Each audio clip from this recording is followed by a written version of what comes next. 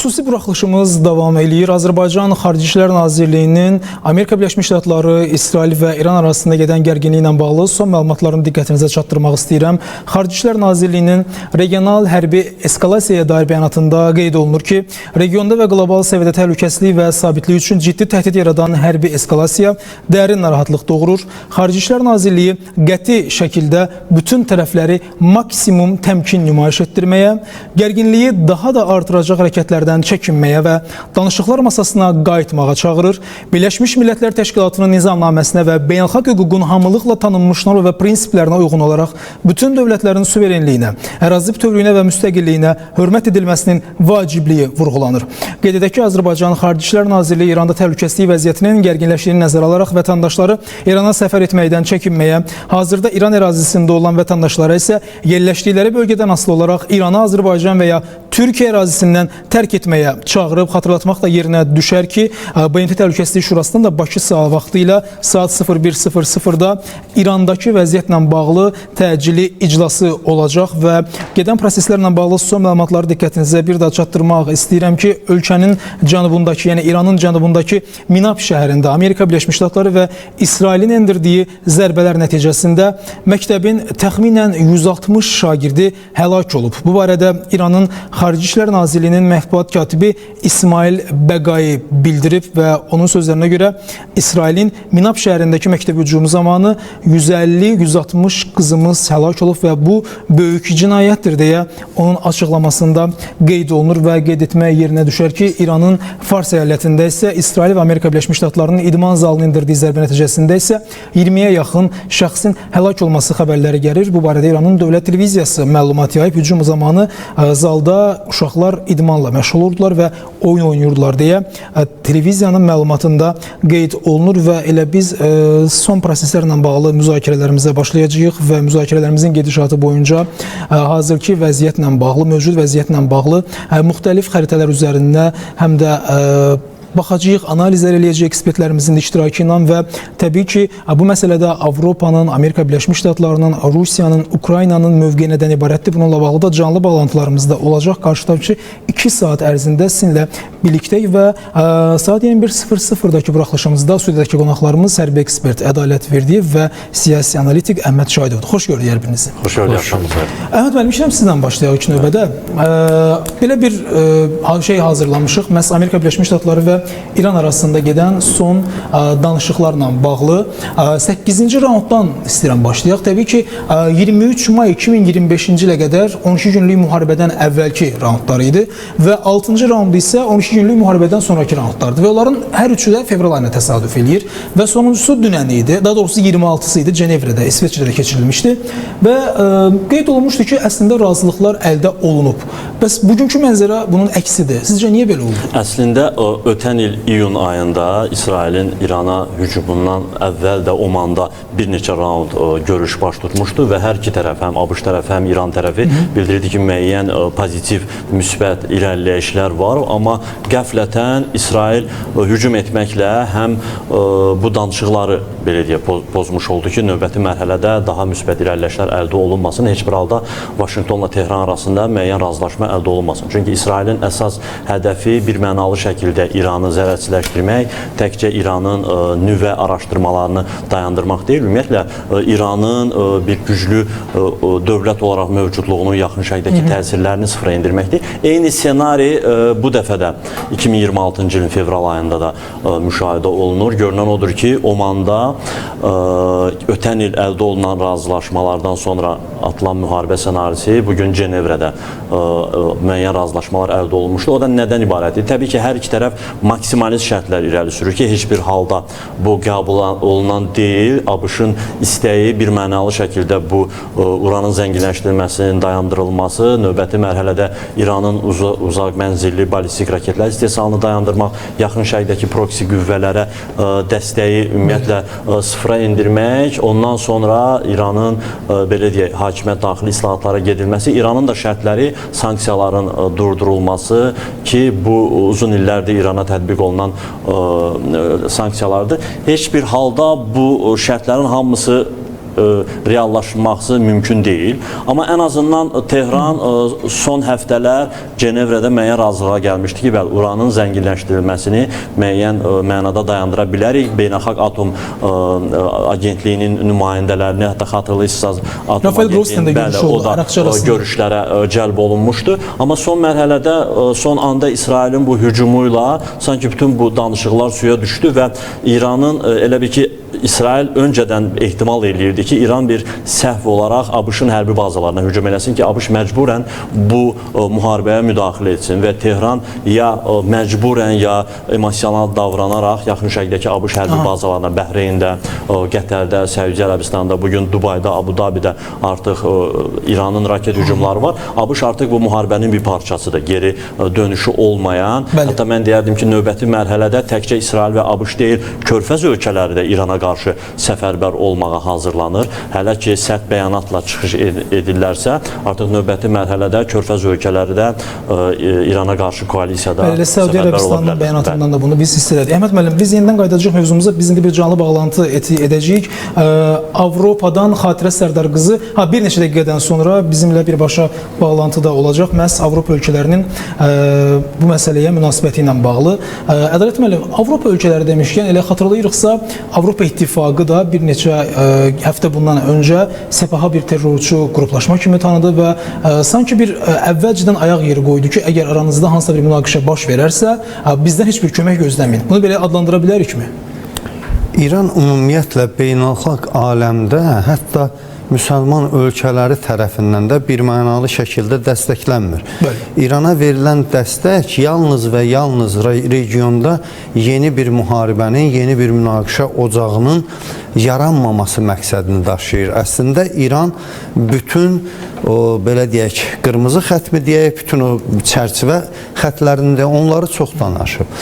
Yadınızdadırsa, keçən ilin iyununda İran ərazisinə hücumlar edildikdə nə Sepah, nə də İran ordusunun hava hücumundan müdafiə vasitələri ABŞ təyyarələrinə atəş aça bilmədilər. ABŞ təyyarəsi 18 saat Amerikadan İrana qədər uçur, 4 dəfə havada yanacaq doldurur, bütün dünya o Flag Fighter və saytları belə elan edirdilər ki, fəlakət gəlir.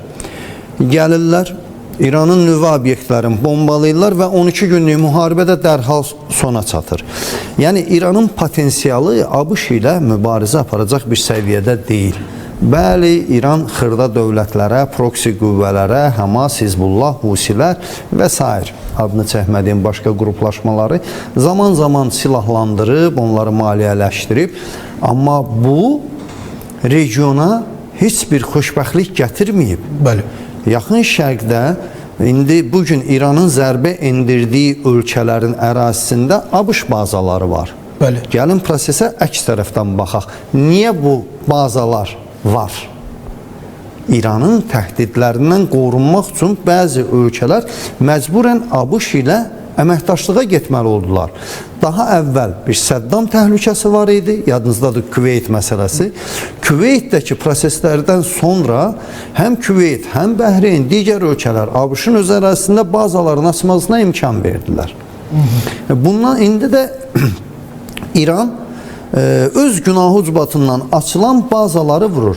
İndi həmin bazalarda ciddi bir sayda şəxsiyyət olacağını düşünmürəm. İran Amerikanı birbaşa vura bilmədiyinə görə o bazaları vurdu, Ədalət müəllim. Yəni, İranın arsenalında varmı Amerikaya gəlib çata biləcəyiniz? Xeyr. Yoxdur. Xeyr. Bir mənalı olaraq yoxdur. Ayın bax 28-də ABŞ və İsrail zərbələri endirməyə başlayırlar. Ayın 26-sında baxın, danışıqlar gedən gün animasiya filmləri paylaşırlar. Animasiya xərclədikləri pulu hava hücumundan müdafiə sistemlərinə xərcləsəydilər, bəlkə də bir-iki hədəfi vurub düşürə bilərdilər. Amma hər bir halda görünən əcaib bir mənzərədir, qorxunc bir mənzərədir. Mülki əhalidən də ziyan çəkənlər var hər iki tərəfdən. Digər tərəfdən isə ABŞ-ın gəmiləri aylardır ki, orada dayanıb. Daha əvvəllərdə gəlirdi, indi də oradadır, sayı da artıb. Bu raketləri Səudiyyəyə atıb, Səudiyyəni özünə düşmən olaraq müharibədə cəlb etmək əvəzinə elə ABŞ-ın gəmilərini vurardın. bir 3-4 gün əvvəl Xamneyin bir çıxışı vardı ki, gəmilər varsa gəmiləri vuracaq raketlərimiz var. Buyursun o gəmiləri vursun. Yəni əsas prosesin başında duran ölkə ABŞ-dır. ABŞ-a zərbə endirmirsən, müsəlman ölkələrin vurursan. Halbuki onlar birbaşa olaraq İrana zərbələrdə iştirak etmirdilər. Ədalət müəllim, bu məsələyə biz qayıdacağıq, elə Körfəz məsələsinə. Biz Avropaya indi bağlanan Xatirə Sərdar qızı bizə Avropa ölkələrinin mövqeyi ilə bağlı son məlumatları çatdıracaq. Xatirə, hər vaxtınız xeyir olsun. Buyurun, söz sizdə eşidirik sizi. Salam Elcan, axşamınız xeyir olsun. Bəli, ABŞ və İsrailin bugün səhər saatlarından İran ərazisinə endirdiyi koordinasiyalı hava zərbələri təbii ki Avropada da ciddi siyasi və diplomatik əks-səda doğurdu. Hadisələrin ilk saatlarından etibarən Brüssel, Paris, Berlin, London fövqəladə məsləhətləşmələrə başladılar. Avropa paytaxtlarında əsas narahatlıq münaqişənin regional savaşa çevrilməsi və bunun Avropa təhlükəsizliyinə birbaşa təsir göstərməsi ehtimalıdır. Təbii ki, Avropa Komissiyasının sədri Ursula von der Leyen açıqlamasında vəziyyəti son dərəcə təhlükəli eskalasiya adlandırdı və bütün tərəfləri dərhal təmkinli olmağa çağırdı. O bildirdi ki, mülki əhalinin qorunması və beynəlxalq hüquqa riayət edilməsi Avropanın əsas prioritetlərindən biridir. Brüsseldə Avropa İttifaqı ölkələrinin səfirləri də təcili toplantıya cəlb olundular və onlar da diplomatik mövqe formalaşdırırlar.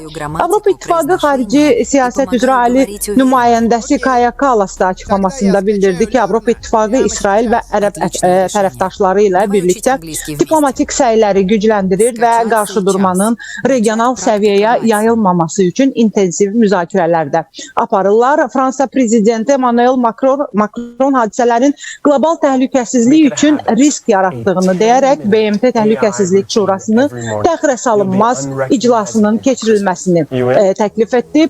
Çünki Paris hesab edir ki, vəziyyət nəzarətdən çıxarsa, yaxın şərqdə geniş miqyaslı münaqişə qaçılmaz ola bilər. Bu da Almanya, beləliklə də Almanya kansleri də əslində qoşulur bu fikirlərə və eskalasiyanın dərinləşməsinin Avropa üçün həm təhlükəsizlik, həm enerji sabitliyi baxımından ciddi nəticələr doğura biləcəyini deyir. Berlin diplomatik kanallarını açıq saxlamağın tərəfdarıdır və hərbi ritorikanın azaldılmasını tələb edir. Böyük Britaniyada təxminən eyni mövqe sərgiləyir, təhlükəsizlik iclası keçirir. London regionda olan vətəndaşlarının təhlükəsizliyi ilə bağlı da xəbərdarlığı yeniləyib və vəziyyətin yaxından izləndiyini də açıqlayıb. Hazırda Avropa İttifaqı daxilində mümkün əlavə siyasi bəyanatlar və diplomatik təşəbbüslər də müzakirə olunur. Bu saat üçün ən aktual vəziyyət isə budur ki, Avropa ölkələri münaqişənin daha geniş regionda savaşa çevrilməsinin qarşısını almaq üçün çağırışlar səsləndirirlər. Tərəflərin hər üç tərəfi də diplomatiyaya dəvət edirlər. Mülki əhalinin qorunmasını, beynəlxalq hüququn qorunmasını əsas prioritet hesab edirlər. Eyni zamanda Avropa İttifaqı BMT çərçivəsində əlavə müzakirələr və təzyiqlər üçün səylərini də davam etdirirlər. Vəziyyət sürətlə dəyişir burada Elcan və ən dəqiq yenilənmiş xəbərləri təbii ki biz də izləyirik. Xəbərlər yeniləndikcə yenidən real izləyiciləri ilə də bölüşməyə davam edəcəyik. Hələlik Avropada olan son vəziyyət belədir. Xatirə, mən bir məsələni dəqiqləşdirmək istəyirəm sizinlə. Deməli, BMT-nin təcili iclası da keçiriləcək yerli vaxtla Bakı saat ilə saat 01:00-da məhz İrandakı vəziyyətlə bağlı.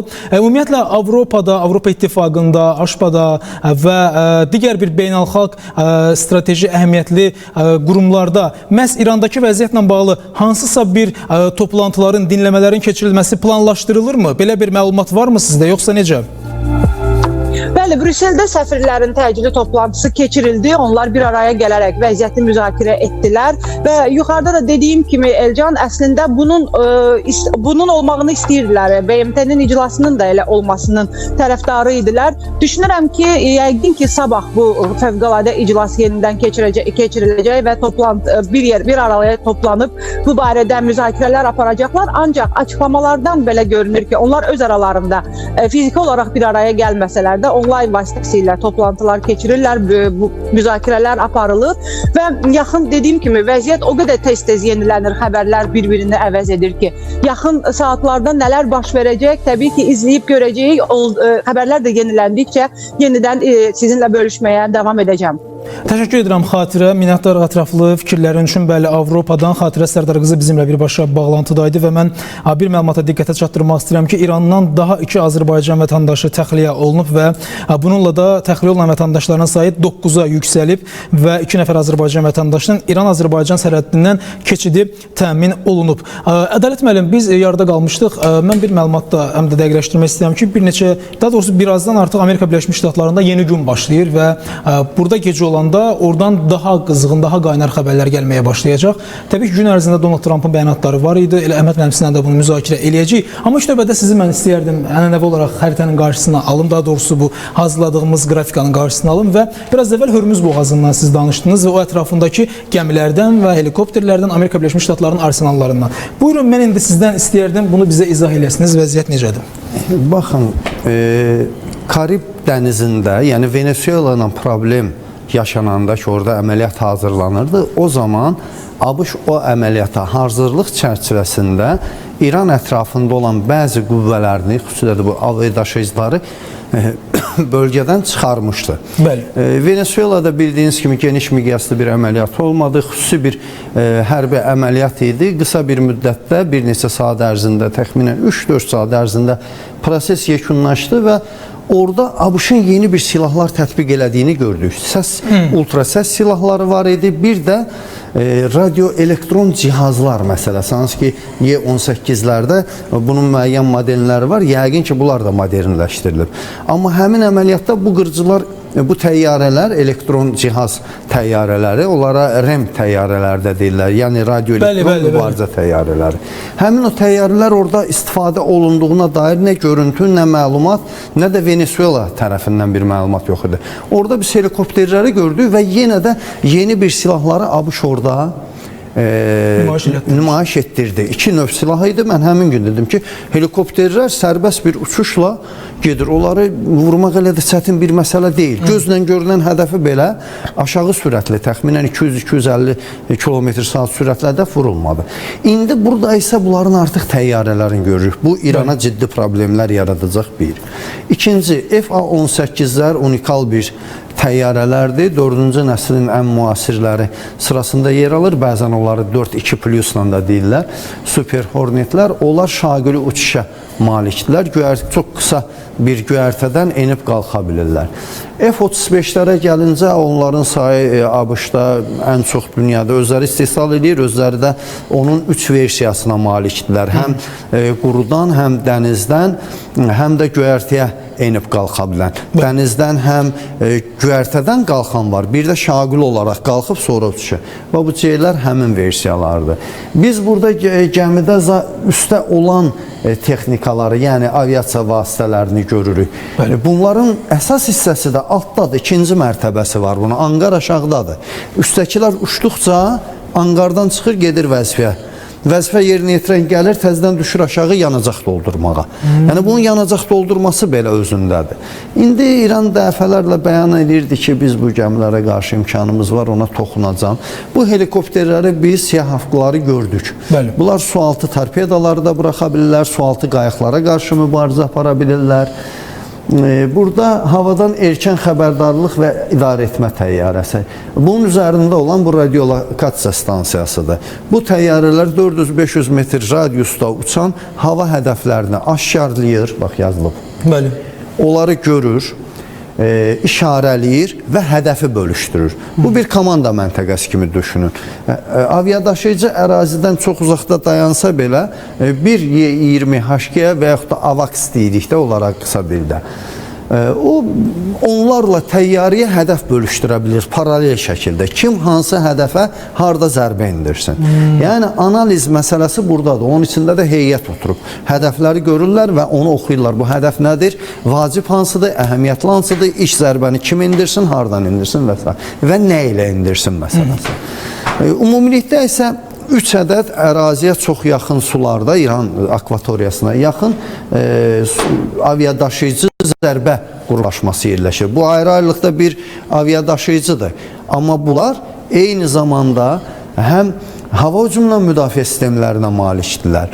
Həm suüstü raket kreyserləri ilə mühafizə olunurlar. Bəli. Həm də bizim görmədiyimiz sualtı qayıqlar vasitəsilə. Bütün bu kompleks bir yerdə zərbə qruplaşması adlanır. 1 ilə qədər bunlar.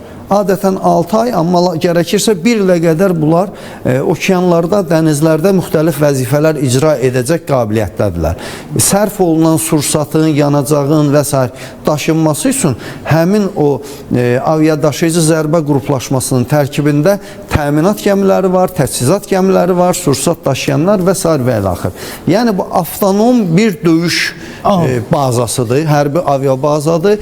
Özünün bütün elementləri ilə bir yerdə ərzaqa belə ehtiyaclarını özləri qarşılayırlar. Yəni təyyarələr və yaxud da helikopterlər gedirlər, gətirirlər, daşıyırlar. Aviadaşıyıcı vəzifələr icra edir. Ona görə də yaxın şərqdə o bazalar çoxdur ki, o bazaların biri tutaq ki, logistikanı təmin edir, daşınmaları təmin edir. Biri dənizdə mövcud olan, tutaq ki, Bəhreynə zərbə indirdilər bugün. Orada ABŞ-ın 5-ci donanmasının qərargahı yerləşir. Amma müharibə başlayanda o qərargahların yeri dəyişir. Daim yerdə qalmırlar. O belə deyək, sülh deyək, təhdid dövründə ən azından orada qalırlar. Əməliyyatların başlaması ilə onlar ehtiyat komanda məntəqələrinə keçirlər. Bəlkə də komanda məntəqələrindən biri də bu gəmilərin hansısa birində yerləşir. Ədət müəllim, indi biz yenə də müzakirələrimizi sizinlə davam etdirəcəyik. Mən indi elə burada Əhməd müəllimə də bir sualı vermək istəyirəm. Əhməd müəllim, biz İran, Amerika Birləşmiş Ştatları və İsrail arasında gərginlikdən sonra təbii ki, Rusiya faktorunu da burada görürük və dəfələrlə rəsmi Kreml bildirmişdi ki, biz Tehranı yalnız qoymayacağıq, onun yanında olacağıq və elə Abbas Araqçı ilə Sergey Lavrov arasında da telefon danışığı oldu. Diplomatik təmaslar davam edir. İndiki situasiyada və indiki situasiyadan sonra yarana biləcək hər hansısa bir vəziyyətdən asılı olaraq və ya olmayaraq Rusiyanın İrana hansısa bir formada dəstəyi, köməyi gözlənilirmi? Yoxsa sadəcə bəyanatlar? Rusiyanın bugünkü mövqeyi hələ ki bəyanatlardan kənara çıxa bilməyib.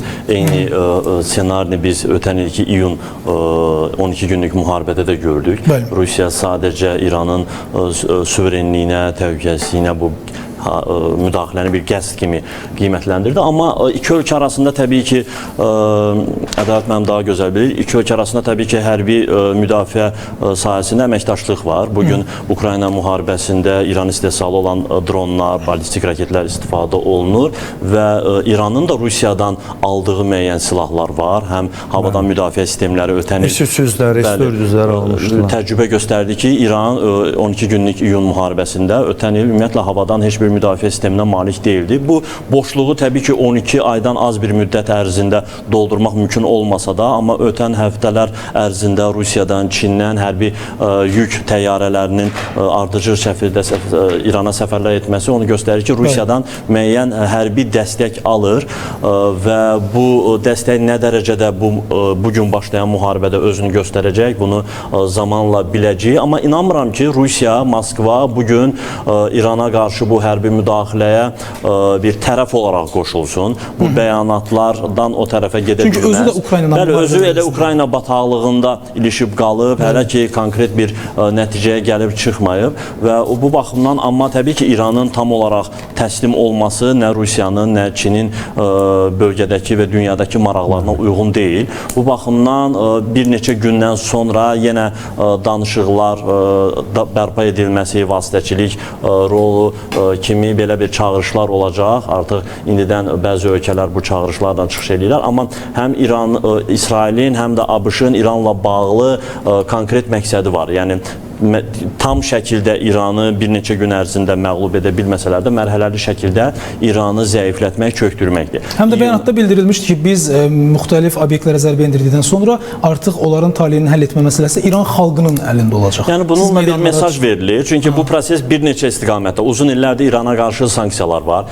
İranı daxildən çökdürmək, müəyyən etiraz aksiyaları, milli, dini zəmində, sosial zəmində etiraz aksiyaları, hətta ötən günlər belə Tehranda tələbələrin, universitet tələbələrinin etirazları, bu hamısı paralel şəkildə gedir. Bir nəticə hasıl olmadığı üçün yenidən hərbi müdaxiləyə əl atıldı və yanvar ayının əvvəlində elə valyuta məsələsi yəni zaman-zaman İranı zəiflətmək mərhələli şəkildə, çünki ötən ilin zərbələrindən sonra İran hələ də onu tam şəkildə bərpa eləyə bilməyib. İndi bu müharibə də bir neçə gün davam edəcək. Yenə artıq qeyri-dəqiq, qeyri-rəsmi məlumatlar gəlir ki, Sepahın generalları artıq öldürülür, müəyyən hərbi obyektlərə Sepahın elə az öncə Avropa Parlamentinin Sepahı terror təşkilatı olaraq qəbul etməsi, elan etməsi elə bugün Sepaha qarşı zərbələrin dünya miqyasında legitimləşdirilməsinə hesablanmışdı. Düşünürəm ki, İrana qarşı quru əməliyyatını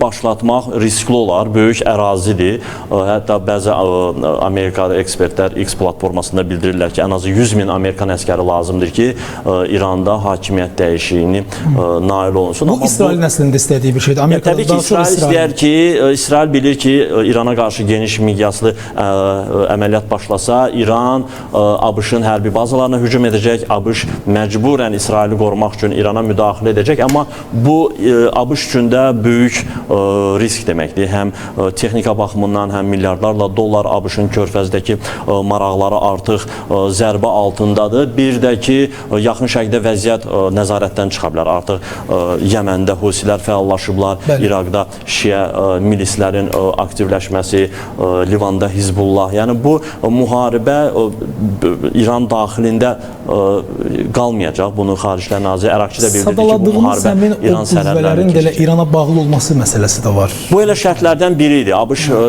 irəli sürdüyü şərtlərdə o da var idi ki, İran yaxın şərqdəki bu proksi qüvvələrə dəstəyini dayandırsın. Bu ümumiyyətlə İranın ideologiyasına, İran hakimiyyətinin Şiə ideologiyasına daban-dabana ziddir. Yəni İrandakı belə deyək, rejim heç bir halda İsraillə bağlı, yaxın şərqdəki maraqları ilə bağlı heç vaxt geri addım atmaz. Bu elə İslam hakimiyyətinin çöküşü deməkdir. Daxilən etirazlar ki, nəyə görə biz elə İslam inqilabından bu yana qədər nə üçün əziyyət çəkirdik əgər bir neçə 10 illikdən sonra bu iddialarımızdan əl çəkəcəksə. Bu baxımdan düşünürəm ki, bir neçə gün bu müharibə davam edəcək. Yenə strateji obyektlər vurulacaq, müəyyən İranın rəhbər şəxsləri, xüsusən də hərbi generaliteti sıradan çıxarılıb, onu masada daha yumuşaq, daha mülayim mövqe ortaya qoymasına məcbur ediləcək. Çünki bunun əksi artıq regional müharibə deməkdir. Bundan elə ən çox bölgə ölkələri, elə Azərbaycan da əziyyət çəkə bilər ki, həm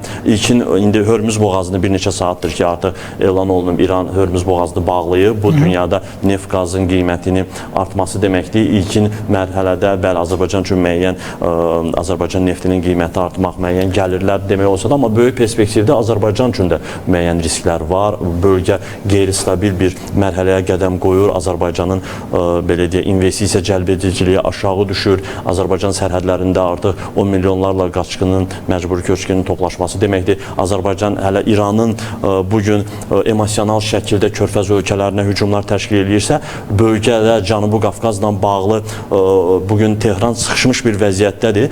Cənubi Qafqazda Azərbaycanla, Ermənistanla, Türkiyə ilə bağlı hansı radikal addımları atacağı, sərhəddə hansı təxribatlar baş verə bilər deyə bunu da proqnozlaşdırmaq o qədər çətindir. Bu baxımdan Azərbaycanın bugünkü mövqeyi çox doğrudur. Heç bir halda tərəf tutmamaq, müşahidə etmək və tərəfləri danışıqlara səsləmək, eyni zamanda sərhədlərin təhlükəsizliyini artırmaq, xüsusən də informasiya təhlükəsi bugün yüksəkdir, risklidir. Çünki bugün bəzi Azərbaycanı istəməyən qüvvələr bunu indi deyil, zaman-zaman bu məsələni gündəmə gətirirlər. Güya Azərbaycan öz ərazisindən istifadə edilməsinə icazə verir. Bugün Türkiyə ilə bağlı belə bir informasiya təxribatı ortaya atılıb ki, güya ABŞ-ın hücum təyyarələri Türkiyə ərazisindən qalxıb, bəli, İrana hücum edirlər. Bu kimi təxribatlar, çünki Tehranda bugün sıxışmış bir vəziyyətdədir, rasional düşünməyə bilərlər. Hansısa bir şayəni, dediqodunu gündəmə gətirib, Azərbaycanı da hədəf seçə bilərlər. Bu baxımdan Azərbaycan heç bir halda düşünürəm ki, tərəf olmamalıdır. Əksinə barışa, dialoqa çağıran bir çox vektorlu bir siyasət aparmalıdır. Təbii ki, Azərbaycan Xarici İşlər Nazirliyi məlumatında da o qeyd olunmuşdu. Biraz əvvəl mən qeyd elədim. Məsud Pezeşkiyanın bir açıqlaması var. Onu da diqqətə çatdırmaq istəyirəm. Minab rayonunun Şəcərə-i Teyyibə İbtidai məktəbində baş vermiş bu sarsıdıcı faciə və Amerika Birləşmiş Ştatları ilə İsrailin qeyri-mülki obyektlərə qarşı həyata keçirdiyi hücum nəticəsində yüzlərlə məsum şagirdin şəhadəti İran xalqının, eləcə də dünyanın vicdanlı və azad insanlarının qəlbini dərin kədərə qərq eləyib. İran prezidenti Məsud Pezeşkiyanın bu mesajı İranın Azərbaycandakı səfirliyinin Telegram kanalında yayılıb və qeyd olunub ki, bu vəhşi və insanlıqdan uzaq əməl bu torpağa qarşı törədilmiş saysız hesabsız cinayətlərin qara salnaməsində daha bir səhif olmaqla xalqımızın tarixindən heç vaxt silinməyəcək deyə Məsud Pezeşkiyan bildirib. Qeyd edim ki, İranın cənubundakı Minab şəhərində hücumlar nəticəsində məktəbin təxminən son rəqəmlərə görə 160 şagirdi həlak olub. Ədalət müəllim, biraz əvvəl biz fikrimizin əvvəlində siz çox gözəl bir cümlə işlətdiniz. Mən Avropa ilə bağlı sual verəndə siz dediniz ki, İran hətta müsəlman ölkələr tərəfindən dəstəklənmir.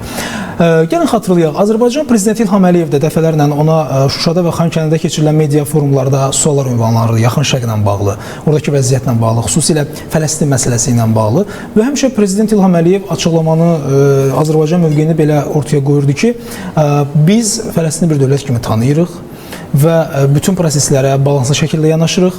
Amma Birinci Qarabağ müharibəsi zamanı biz də unutmamışıq ki, bizim yanımızda kimlər var idi, kimlər yox idi. Və əgər yaxın şəkildə bir proses baş verirsə, onu həmin o ərazidə olan ölkələr fikirləşsinlər, həll etmək üçün, sülh ortaya gətirmək üçün. Təbii ki, burada söhbət Ərəb Liqasından gedir, müsəlman ölkələrindən gedir. Siz necə düşünürsünüz? İslam dünyasının ölkələri nəsə bir addım atacaqmı? İndi biz təbii ki, İrana qonşu olan ölkələri görürük. Məsələn, Hörmüz boğazı ətrafında ABŞ bazaları var və həmin o bazalara hücum edir İran və həmin o ölkələr də Amerika Birləşmiş Ştatları tərəfindən çıxış eləyir. Amma digər müsəlman ölkələri də var. Yəni Ərəb Liqasının buradakı fəaliyyəti və ya fəaliyyətsizliyi ilə bağlı istəyərdim biraz danışasınız. Bilirsiniz, bu işin bir qədər siyasi tərəfidir, amma ölkələr yalnız bir günlük bəyanatla öz belə gündəmini, münasibətini formalaşdıra bilməz. Təbii. Ölkələr arasında, qonşular arasında münasibətlərin bir tarixi olmalıdır. Biz indi bugün durub İranın son 35 ildə, ən azından Qarabağ müharibəsi başlayan gündən bugünə qədər etdiklərini sadalasaq, birincisi zaman çatmaz, İkincisi də belə çıxar ki, bugün vurulurlar, çətin vəziyyətdədirlər, biz də onları, belə deyək də, daha da dərinə bastırırıq. Halbuki, bu baş verən proseslərdə daha əvvəl dedim, İranın bugün qonşularına atəş açdığı ölkələri o qədər təhdid elədi ki, onlar İrana deyil, getdilər Amerikaya sığındılar, məcburiyyətdə. Çünki təhlükəsizlik məsələsini həll etməyən heç bir ölkə rifaha, inkişafa nail ola bilməz. Təhlükəsizlik bugün elə bir məsələdir ki, hər bir şeydə qənaət edə bilirsən. Hər bir şeydə maaş az alarsan, az yeyərsən, az xərcləyərsən. Amma qapının daim zamoku bağlı olmalıdır. Qıfıl bağlı olmalıdır. İranın bugün göyü açıqdır. Mən bunu açıq, belə bir mənalı şəkildə deyirəm. Bu nə deməkdir? Yəni, İran raket istehsalını müəyyən bir səviyyəyə gətirə bilib, özünün yerli raketləri çox da dəqiq olmasa, hədəfdən müəyyən qədər yayınmalarla həm PUA-ları var, həm balistik raketləri var, buna heç kim demir. Bir dənə də yeni bir raketinin bugün İsrailə atıldığını gördük. O daha əvvəl yəqin ki, Rusiya üzərindən atəşinə icazə verilən bir raket idi. Rusiya arasında poligon atmışdılar Xəzərdən keçməklə.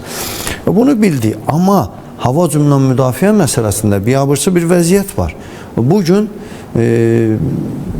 deyilənə görə İsrailin F-35'ləridir, amma hər bir halda ya İsrailindir, ya Amerikandır, fərq eləmir.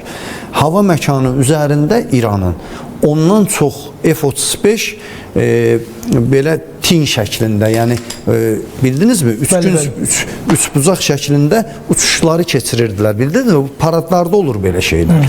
Bu o deməkdir ki, bir, İranın artıq hava hücumundan müdafiə sistemləri ən azından F-35'lərə qarşı tamamilə effektivli deyil. Tamamilə effektivsizdir. Bu nə? Daha əvvəl B2'lərə qarşı eyni mənzərəni görmüşdük birinci müharibənin son günündə. İndi o zaman düşünürdük ki İranda azlıq var, vurulanlar var. Amma sonra elan elədilər ki, Rusiyadan S-400'ləri almışıq, Çindən başqa bir sistem almışıq, olanları bərpa eləmişik və s. Amma bugünkü günə mənə gördüyüm budur ki, İrana müharibə elan edən ABŞ və İsrail təyyarələri cəzasızlıq mühitində İran səmasında uçuşlar həyata keçirir. Müharibənin ilk günündə belə bir zəif hava hücumundan müdafiə sistemi ilə İran çox tab gətirə bilməz. Müqavimət göstərə bilməyəcək deyirsiniz. Müqavimət göstərəcək, cavab zərbələri olacaq. Bunu istisna eləmirik. Təxminən 2000 ədəd bunun ballistik raketi var. Bundan bir qədər də çox şahid puaları, mühacirlər və s. bunlar var. Amma İranın hansı əraziləri vurulur? O qrafikanda zəhmət olmasa ekranlarımıza gətirək. İndi baxın, burada ballistik raketi atabilirsən, amma onu attığın yeri qoruya bilmirsənsə, onu indi də olmasa bir saat sonra vuracaqlar. Ondan çox şəhərə bu İranın atdığı o İran ərazisinə bu İran ərazisi, Təbriz, Karaj, Kirmanşah, Qum, İsfahan. Daha əvvəl Rusiyanın təsirindən danışdıq. Birinci vurulan obyektlərdən biri bu şəhərdir ki, atom elektrik stansiyası idi. O Rusiya Həm də Körfəzə yaxın ərazidir, səhv eləmirəmsə. Əlbəttə. Bəli, elə oradan Amerika Birləşmiş Ştatlarının bazalarından daha yaxındır. Qətər, Bəhreyn, İordaniya, Səudiyyəni yanıb sönmür. Ən böyük yanğın Səudiyyanın neft terminalındadır. Daha əvvəldə oranı Husilər vurmuşdu. Yenə də İranın əli ilə eyni obyekti yadınızdadır. Sürü şəklində bir dronla vurmuşdular. İndi bu müharibə İrana nə verəcək? Sənin əgər havadan müdafiən yoxdursa, nə qədər gücün olsa belə, sən bu müharibəyə tab gətirə bilməzsən. Yadınızdadır Qarabağ müharibəsində biz müharibənin ilk günü düşmənin hava hücumundan müdafiə sistemlərinin 60%-ni sıradan çıxardıq. Ondan sonra aviasiyanın pualarımız daha sərbəst, daha belə deyək də ürəkli, cəsarətli, bir qədər də riskli hərəkətlər eləməyə başladılar. İndi eyni mənzərəni də təxminən burada görürük. İranın ABŞ-la savaşacaq potensialı yoxdur. Bəli, bu ölkələri vurmaq asandır, amma bu ölkələrin İranı birbaşa təhdid eləyəcək. Bəhreyn nə zaman təhdid elədik İranı? Düzdür. Qulağının dibində qonşudur. Amma müharibə elan eləsələr, ərazilərini İranın, ABŞ-ın quru qoşunları üçün və yaxud da desant gəmiləri üçün istifadəsinə icazə versələr, o zaman vəziyyət olacaq farsça və yaxud da Xəmeynicə, nəysə. Amma hər bir halda dövlət düşünməlidir. İndi İrana lazım idimi əlavə 5-6 ölkəni özünə qarşı müharibəyə məcburən cəlb elədi. Biyaxdan neytral qalanlar və yaxud da eyni bu ölkələr idi ki, Türkiyədə daxil, ABŞ prezidentinə müraciət edirdilər o danışıqlar prosesindəki. Zərbələrdən qaçınaq, diplomatiya üstünlük verək. Bundan sonra danışıqlar prosesi başlayanda İran Türkiyənin iştirakından imtina elədi. Çünki Türkiyə deyirdi, mən də iştirak eləyəcəm. Oman isə sadəcə təşkilatçı kimi. İndi Omanı da vursa mən yenə təəccüblənməyəcəm. Amma çünki nə etdiklərinin fərqində deyil. Suriyanı vurublar. Məsələn, o burada görünmür. Suriya ərazisində digər bir xəritəmiz də var əslində. Digər ölkələrlə bağlı. O xəritəni də ekranlarına çatdıraq, orada olacaq. İstəsək də, istəməsək də belə bir intensiv müharibədə mülki əhalidə etkilər olacaq. Nadir ölkələr tapılar ki, məsələn, biz antiterrorda 13.500 kvadrat kilometrin o qalıq hissəsi vardı da, 3.500 kvadrat. Biz onu azad eləyəndə bir dənə mülki erməninin burnu qanamadı. Amma burada çox da sağına soluna baxmayacaqlar. Nə qədər ki, İran mülki əhaliyə zərbə indirəcək, digərlərdə baxmayacaq yəni fəaliyyətlərinə, dəqiqləşdirməyəcək, düşər, hara düşəcək, düşəcək. Hər bir halda bugün İran çox ağır zərbələrə məruz qalır. İran özü üçün, sonra ətraf ölkələri üçün görürük də miqyası. Böyük bir fəlakət ocağı yaradıb. Zaman-zaman İrana verilən təkliflər yerinə yetirilmədi. 2 gün qabaq ABŞ net olaraq bir təklif qoydu. Zənginləşdirilmiş uranın 100% Vaşinqtona təhvil verilsin. Bax, bundan imtina etdi Araqçı. Gəldi bura çatan kimi, indi bu günlərdə deyir, biz diyaloqa hazırıq, biz bu proqramı müzakirə eləyə bilərik, yəni uranı verə bilərik. İnsan dili ilə deyəndə başa düşmürlər. Vurandan sonra başa düşürlər, onda da gec olur. İndi burada hansı ölkə ərazisinə zərbə endirilən ölkə İrana cavab verməyəcək? Ən azından logistik dəstəyin artıracaq. Çünki İran hamıya problem yaradırsa bu rejim, artıq bu rejim gedəcək. Nə öz xalqına bir gün ağlamadı, nə bir dənə müsəlman dövləti yoxdur, səsini çıxarda deyək ki, mən İranı dəstəkləyirəm, İran haqlıdır və s. İndi siz deyirsiniz, Ərəb Liqası, İslam Əməkdaşlıq Təşkilatı kimə nə üz qoyublar ki? Vətən müharibəsində Araz qırağı ilə irəliləyirdik, əskərlərin yeritdilər, önümüzü kəsdilər. Bəli. Araz çayın əks istiqamətində dağın üstünə radiolokasiya stansiyaları qoyub müşahidəçilər yerləşdirdilər. Ordumuzun hərəkəti, koordinatları, fəaliyyəti, istiqaməti barədə ermənilərə xəbər ötürürdülər. Bunu da qoyduq qırağa. Gəlib, dilənib sərhəddimizdə təlim keçirdilər. Orada camışları görmüşdülər, hesab edirdilər ki, bu İsrail qoşunlarıdır. Bildinizmi? Camış otlayır da, indi azad olunan əraziyə ferma tikmişik. Niyə? İndi gedin, baxın, o bizə qarşı bəyanat verən generallar indi çoxsu həyatda deyil artıq. Amma bizim ərazimizdən bir dənə raket uçuşuna dair bir dənə fakt qoyun ortaya, bir dənə mərmi uçuşuna dair. Təbii ki, Azərbaycan tərəfi hər zaman bilirdi ki, heç bir ölkə üçün Azərbaycan hava O zaman o təhdid nə idi? Poligon deyil. O təhdid nə idi? Ədalət müəllim, indi bu təbii ki, təhdidlərdən çox danışmışıq vaxtı ikən, bəlkə də danışacağıq. Hələ 1%-ni deyirik. Təbii ki, biz indi qaydaq yenidən indiki situasiya, indiki mövcud vəziyyətə və elə bir neçə saatdan sonra, təxminən 3 saatdan sonra Bakı vaxtı ilə saat 01:00-da BMT-də bir iclas olacaq. Ümumiyyətlə, BMT-nin adı gələndə təbii ki, bəlkə də dünyada yeganə xalq Azərbaycandır ki, o qurumdan artıq heç nə gözləmirik biz. Amma yenə də ikili standartlar məsələsi var, ikili yanaşmalar, ikili mövqelər məsələsi var. Siz necə düşünürsünüz? Bugün gecə saat 1-də baş tutacaq həmin o təcili iclasda hansısa bir qərar çıxa bilərmi? Hansısa bir düşünmürəm, çünki BMT Təhlükəsizlik Şurası sizin də dediyiniz kimi artıq dünyada bir təsirini itirib. Biz əslində zamanında var idi, İraqla bağlı, bilirsiniz ki, İraqla bağlı, digər ölkələrlə bağlı nümunələr var. Təhlükəsizlik Şurası bugün qətnamə qəbul edir, sabah artıq İraqa qarşı hərbi əməliyyat var idi. Amma biz bu məsələni elə öz üzərimizdə ən çox hiss edən bir ölkəyi. 90-cı illərin əvvəllərində 4 məlum qətnamə var idi.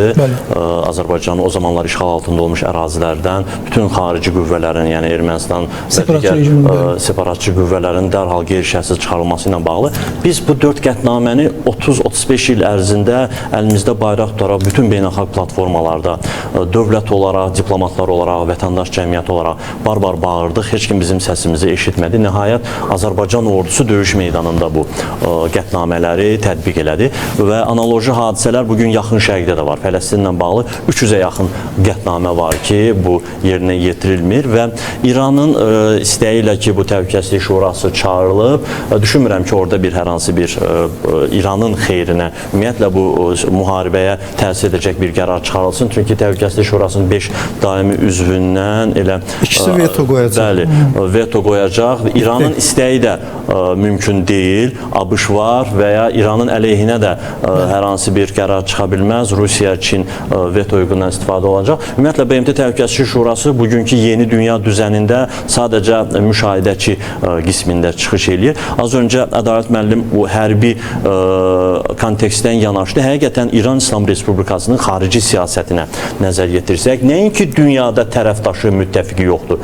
Yəni sərhəd boyu qonşuları ki var, heç bir ölkə ilə ciddi bir əlaqəsi yoxdur. Nə Azərbaycanla, nə Ermənistanla, nə Türkmənistan olsun, Pakistan olsun, Əfqanistan olsun, heç bir ölkə bugün İlk növbədə qonşularım. Bəli, gözünü yumub İran üçün savaşmağa hazır deyil. Bu çox ciddi bir məsələdir. Azərbaycan nəyə görə Qarabağda qələbə qazandı? Təbii ki, ordumuzun gücü, beynəlxalq hüququn bizim tərəfimizdə olması, eyni zamanda bizə görə haqlı, haqsız olmağımızdan asılı olmayaraq, hərçənd ki, haqlıydıq, amma belə deyək də, Ermənistan ərazisinə belə girsəydi Azərbaycan ordusu, bunu Ağ Evdə Donald Trump Azərbaycan prezidentinə sual verdi ki, nəyə görə girmədiniz? Ölkə başçısının cavabı da çox unikal idi ki, biz güclü olsaq da ədalətin tərəfində olduq. Amma Ermənistan ərazisinə girsəydik belə, indi düşünürəm ki, bizim tərəfimizdə olacaq ölkələr hansılar olardı? Türkiyə olardı, İsrail olardı, Pakistan olardı ki, bu çox önəmli bir faktordur. Bugün İsrail nəyə görə özünü arxayın hesab edir? Çünki arxasında bütün şərtlərə baxmayaraq, heç bir haqlı, haqsız olmasına baxmayaraq ki, İsrail öz yaxın şərqdəki siyasətində %90 haqsızdır, beynəlxalq hüquqa zidd hərəkət edir, amma Amerika Birləşmiş Ştatları onun arxasındadır. İranın dünyada elə bir ölkə göstərə bilməzsiniz ki, bir mənalı şəkildə Tehranın yanında olsun. Düzdür, bugün Pakistan olsun, digər ölkələr, Türkiyə olsun, bəyanat şəklində, bəli, İslam həmrəyliyi kontekstində dəstəyini ifadə edirlər, amma bu yetərlimi? Xeyr. Bugün İranın bəlkə də qonşuları içərisində ən yumuşaq, ən dost, ən mehriban siyasət yeridən Azərbaycandır. Azərbaycan belə, Ədalət müəllimi dediyi kimi, son 30-35 ildə baş verənləri göz önünə gətirir, sadəcə neytral qalmağı üstün tutur. Halbuki orada bizim 40 milyon həmvətənimiz var. Bugün Təbrizə atılan bomba bizim Azərbaycan türklərinin ölümü deməkdir. Bugün İranda xaos, vətəndaş müharibəsi, parçalanma, hansısa bir kataklizmin baş verməsi Azərbaycana, Azərbaycan türklərinə birbaşa təsir edir. Amma biz 35 il ərzində İranın atdığı addımları göz önümüzə gətiririk. Artıq tərəfsiz qalmaq məcburiyyəti. Bu İranın xarici siyasətində çox böyük çatışmazlıqdır ki, İran bu ötən illər ərzində bilə-bilə ki, onun İsrail kimi, ABŞ kimi düşmənləri var. Bilə-bilə ki, onlar nə zamansa İrana birbaşa müdaxilə edəcəklər, hərbi əməliyyat keçirəcəklər, müharibə elan edəcəklər. Bircə dənə belə dostu yoxdur İranın. Bugün Yəməndə belə Husilər varsa, Husilər tam şəkildə Yəmənə nəzarət edəmir. Onlar da heç dost da sayılmaz. Sadəcə proksi qüvvələrdə ayrı-ayrı militanlardır ki, bugün bir ciddi ölkə yoxdur, dövlət yoxdur ki, hələ mən müsəlman dünyasını demirəm ki, İrana tam şəkildə dəstəyini ifadə eləsin.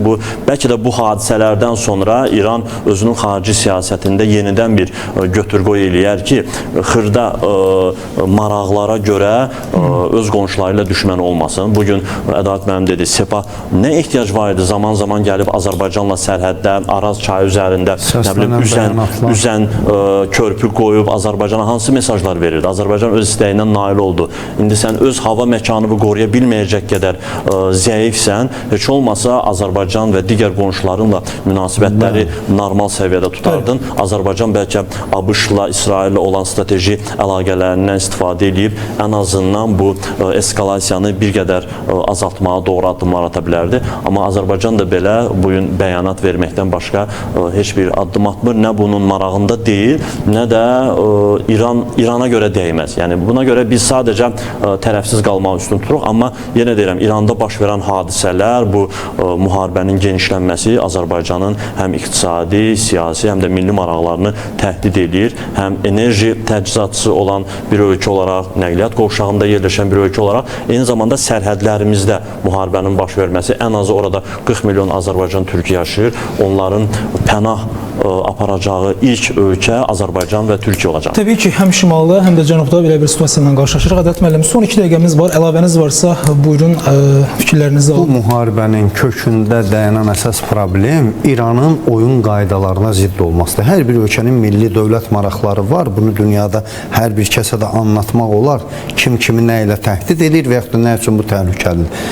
Amma İranın apardığı siyasət öz imkanları xaricində istəkləri, arzuları.